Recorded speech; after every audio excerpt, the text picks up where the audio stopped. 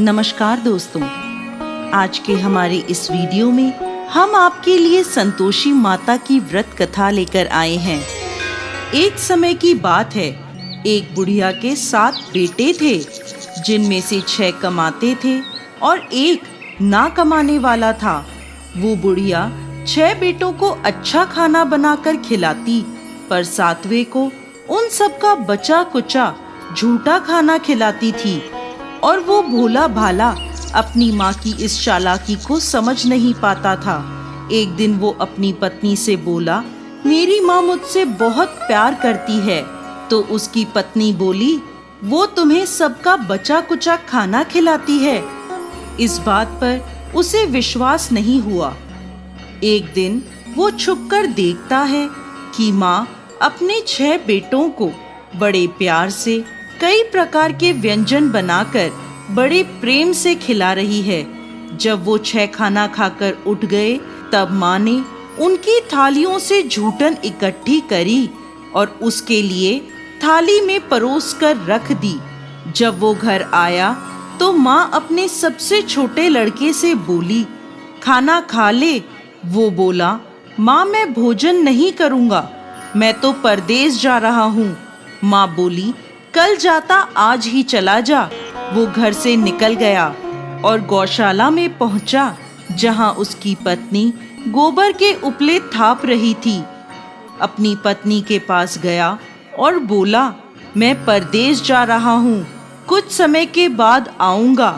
तुम संतोष से रहना और अपने धर्म का पालन करना। इस पर उसकी पत्नी बोली, स्वामी आप आनंद से जाइए, मेरी चिंता मत करें, मैं तो राम भरोसे यहाँ रह लूंगी। ईश्वर आपकी सहायता करे। अपनी कोई निशानी मुझे दे दीजिए, जिसे देखकर मैं धीरज करती रहूंगी। इस पर वो बोला, मेरे पास इस अंगूठी के सिवा कुछ भी नहीं है, तुम ये रख लो और मुझे भी अपनी कोई निशानी दे दो।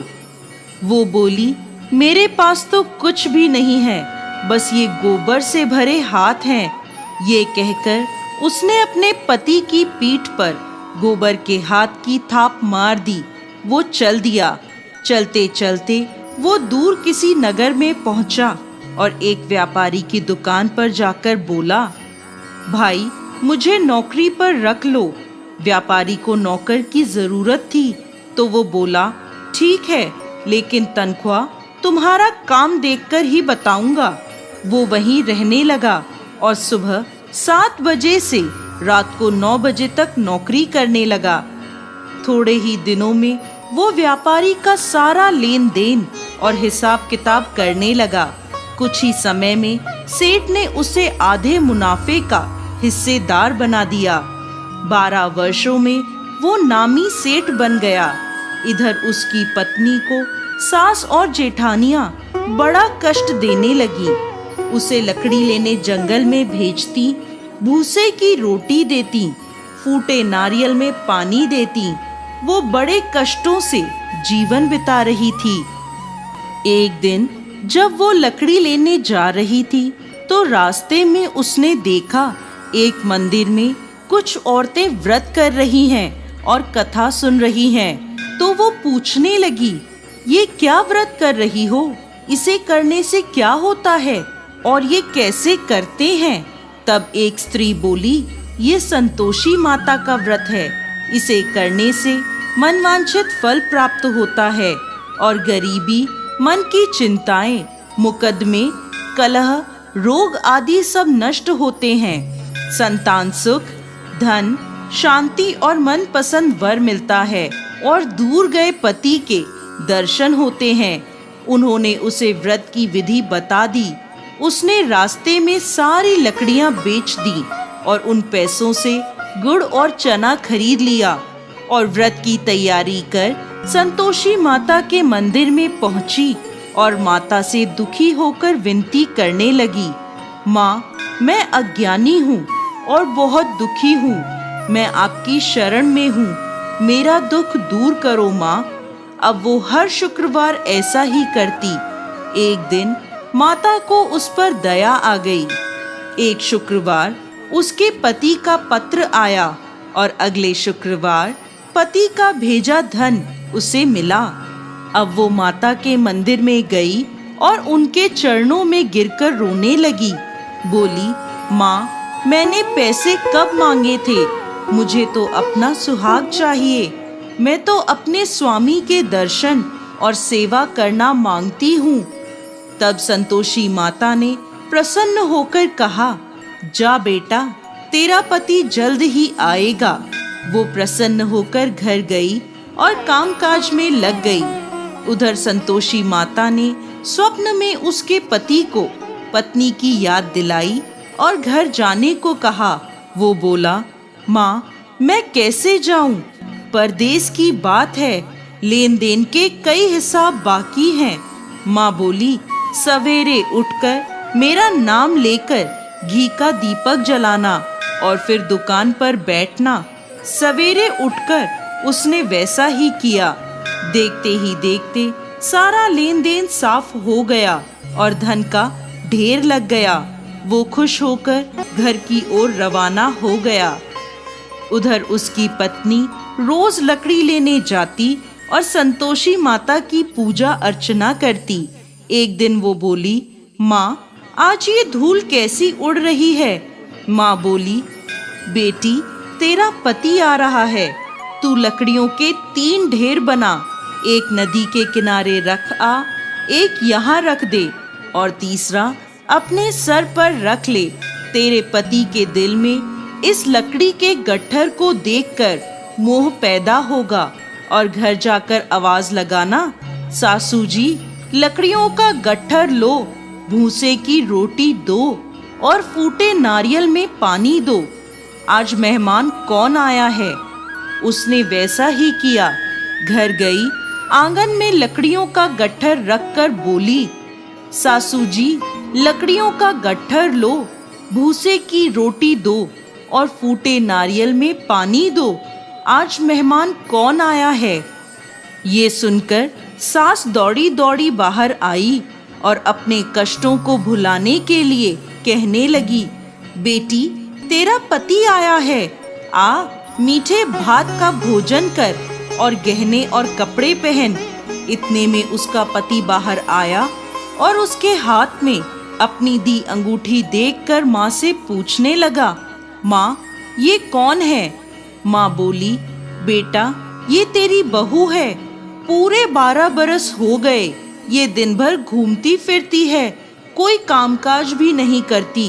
तुझे देखकर नखरे कर रही है। वो बोला, माँ, मैंने तुम्हें और इसे दोनों को देख लिया है। अब मुझे दूसरे घर की चाबियां दे दो, मैं उसमें रहूंगा।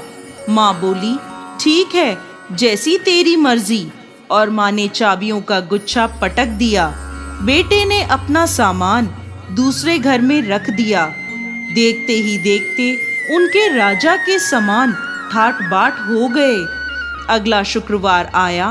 वो अपने पति से बोली, मुझे संतोषी माता के व्रत का उद्यापन करना है।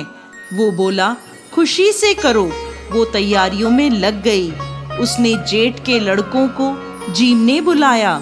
पीछे से जेठानियों ने अपने बच्चों को सिखा दिया, तुम खाने के बाद खटाई मांगना, जिससे उसका उद्यापन पूरा ना हो। लड़कों ने जीमते ही खटाई मांगी। तब वो बोली, नहीं नहीं, खटाई मैं नहीं दे सकती, ये संतोषी माता का प्रसाद है। लड़के बोले, तो फिर पैसे दे दो। भोली भाली समझ नहीं सकी और उन्हें पैसे दे दिए। वो उन पैसों से खटाई लेकर खाने लगे।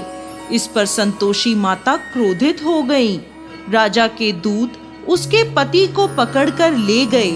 वो बेचारी रोती हुई माता के मंदिर में गई और बोली, माता, ये क्या किया?